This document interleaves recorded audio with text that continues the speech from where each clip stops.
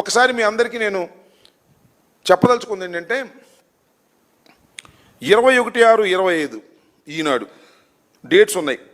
28/6 ఈనాడు, 2/7 ఈనాడు, 3/7 ఈనాడు, 3/8 ఈనాడు, 4/8 ఈనాడు, 26/8 ఈనాడు, 11/9 ఈనాడు, ఈనాడు 13/9 ఈనాడు, 16/9 ఈనాడు. ఇవన్నీ ఒక్కసారి 16/9 ఈనాడు ఒక్కసారి ఈనాడులో రాసినవి, ఆంధ్రజ్యోతిలో రాసినవి న్యాయ నిపుణులు ఎవరన్నా ఉంటే, న్యాయవాదులు ఎవరన్నా ఉంటే ఒక్కసారి ముందు పెట్టుకు చూడండి. ఇంక ఛార్జ్ షీట్ చదవాల్సిన అవసరం లేదు. There is no need of seeing charge sheet. న్యాయ నిపుణులను అడుగుతా ఉన్నా, న్యాయవాదులకు చెప్తా ఉన్నా, ఒక్కసారి ఇవన్నీ పెట్టుకు చూస్తే ఖచ్చితంగా ఛార్జ్ షీట్ తయారైపోద్ది. అంటే ఛార్జ్ షీట్ తయారు చేసింది స్పెషల్ ఇన్వెస్టిగేషన్ టీం కాదు, ఈనాడు, ఆంధ్రజ్యోతి, TV5 ఈ వార్తలన్నీ కలిపి ఛార్జ్ షీట్ తయారు చేస్తారు. ఇది అతకదు. అతకపోతే జడ్జి గారు ఒప్పుకోరు, తిప్పి పంపిస్తారు. మీరు చూశారు. 11 కోట్ల రూపాయలు సీజ్ చేశామన్నారు కేసీరెడ్డిది. దాని మీద కేసీరెడ్డి పిటిషన్ పెట్టాడు. ఇవి బ్యాంకులో మీరు డిపాజిట్ చేస్తున్నారు. ఈ బ్యాంకులో డిపాజిట్ చేసే డబ్బుల్ని వేరే సపరేట్గా పెట్టండి, దాని నోట్ల మీద ఉన్న నెంబర్లు కూడా నోట్ చేయండి అని. అవి ఎప్పుడు ప్రింట్ అయినాయో తెలుస్తాయి అని. లేదు కలిపేశాం అన్నారు. కలిపేస్తే మీరు కౌంటర్ ఫైల్ ఇవ్వమన్నారు. కౌంటర్ ఫైల్ ఇంతవరకు లేదు.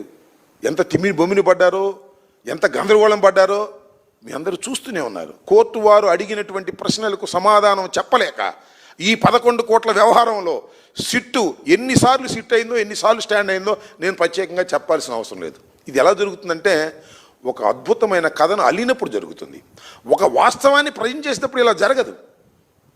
ఒక అద్భుతమైన కథను అల్లి కథలుగా చెప్పి పొలిటికల్ వెండేటాతో వైఎస్ఆర్ కాంగ్రెస్ పార్టీ కార్యకర్తల్ని, నాయకుల్ని వేధించాలనుకున్నప్పుడు మాత్రమే జరుగుతుంది. దీనిలో భలే డైలాగులు ఉంటాయి. కీలకమైన నిందితుడు, ప్రధాన నిందితుడు, ప్రాథమిక లబ్ధిదారుడు, అంతిమ లబ్ధిదారుడు.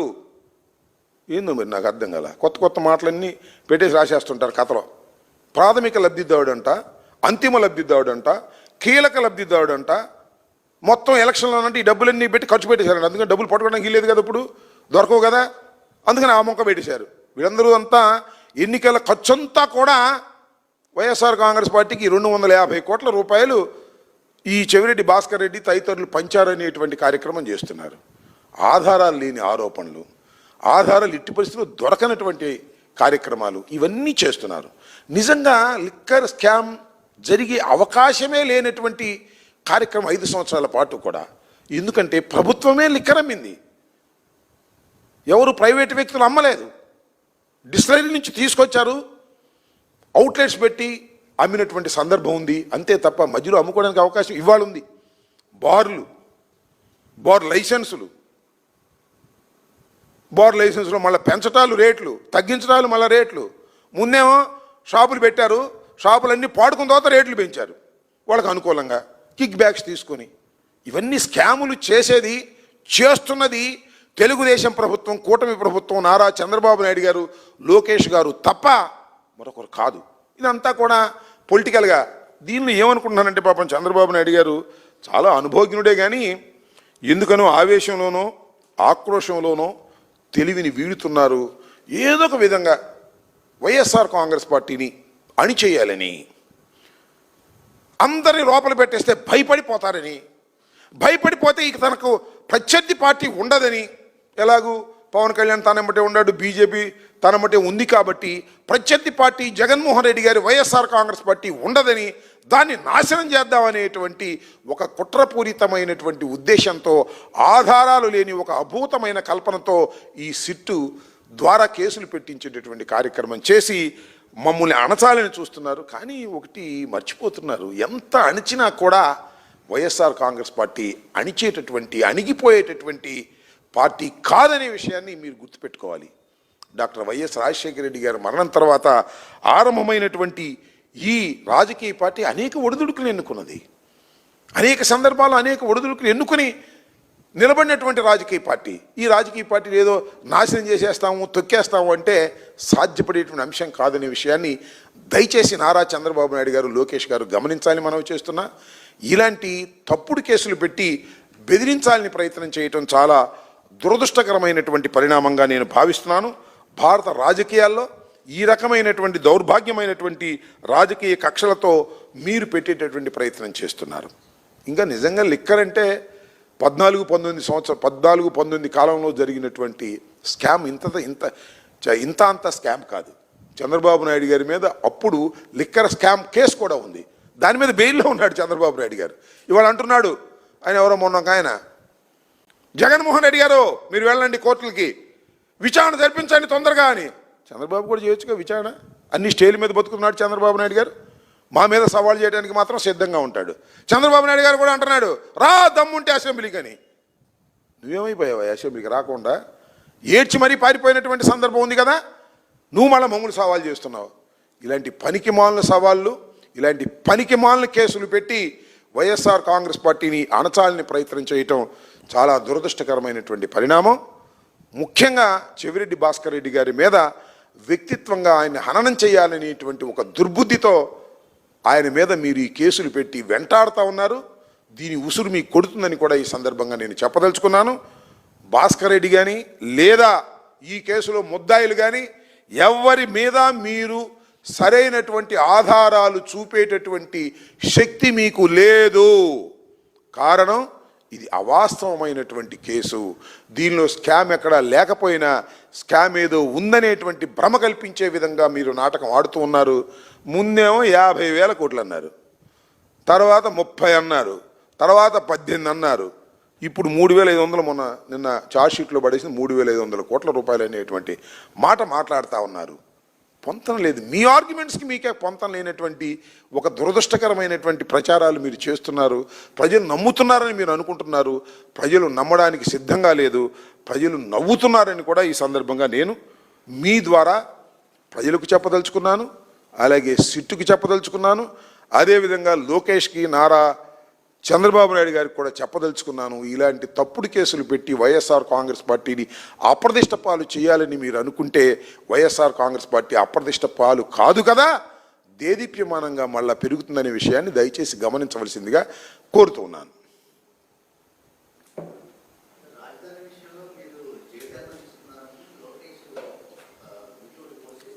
ఏమన్నారు?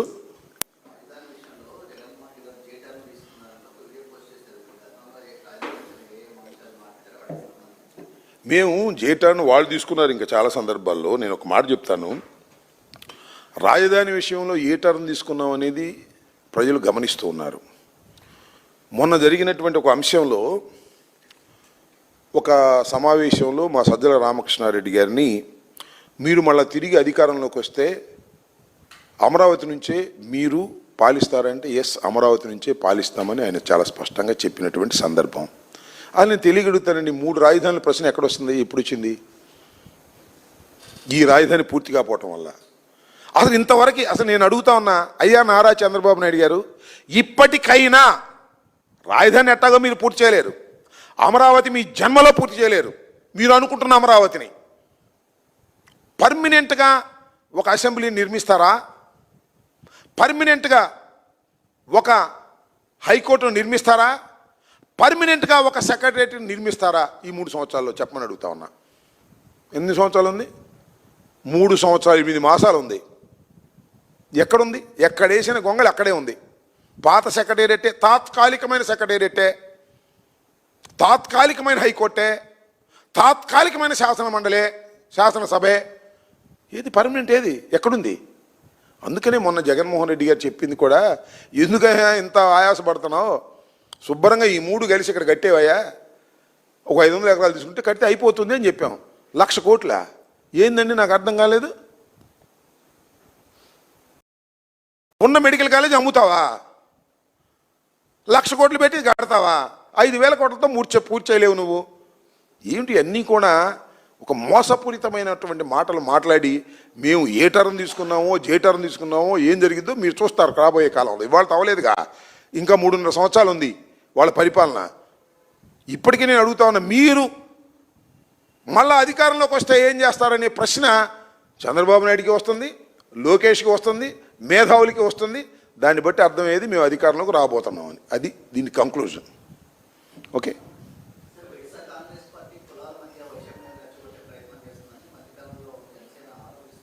జనసేన ఎవరు ఆరోపించారు? నాదెళ్ల మనోహర్ గారు ఆరోపిస్తుంటాడులే. ఆయన ఆరోపణలు బాగానే ఉంటాయి, కానీ కులాల మధ్యన చిచ్చు పెట్టాల్సినటువంటి అవసరం వైఎస్ఆర్ కాంగ్రెస్ పార్టీకి లేనే లేదు. అలాంటిది ఏదైనా ఉంటే వాళ్ళకు ఉంది, జనసేన వాళ్ళకి.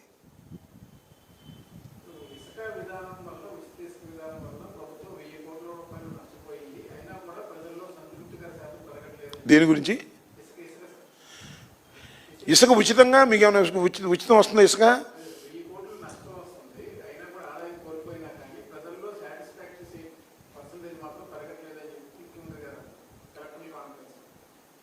అంటే వాస్తవం చెప్పాడు కానీ ప్రజలకి ఉచితంగా ఇసుక వెళ్ళట్లేదు, ఇది వాస్తవం.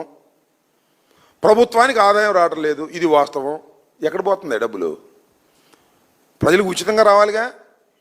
ప్రజలకు ఉచితంగా ఇసుక రావడం లేదు. ఆయన చెప్పిన మాట సంతృప్తికరంగా లేరు ప్రజలు. ఇసుక కావలసిన వాళ్ళు సంతృప్తికరంగా లేరు, ప్రభుత్వానికి ఆదాయం లేదు. ఈ ఆదాయం ఎక్కడికి పోతుంది? లోకేష్ జేబులోకి వెళ్తుందా? తెలుగుదేశం ఎమ్మెల్యేల జేబులోకి వెళ్తుందా? ఎక్కడికి వెళ్తుంది చెప్పండి చంద్రబాబు నాయుడు గారిని. ఒకటి, ఆయన ఉచిత ఇసుక అన్నాడు, అది బుస్సు, అంత అబద్ధం, అంత అసత్యం. మధ్యలో దళారులు చేరి కాజేస్తున్నారు, తెలుగుదేశం వాళ్ళకి పనిచేసుకుంటున్నారు. మట్టి, ఇసుక, గనులు అన్నీ తోడుకుంటున్నారు.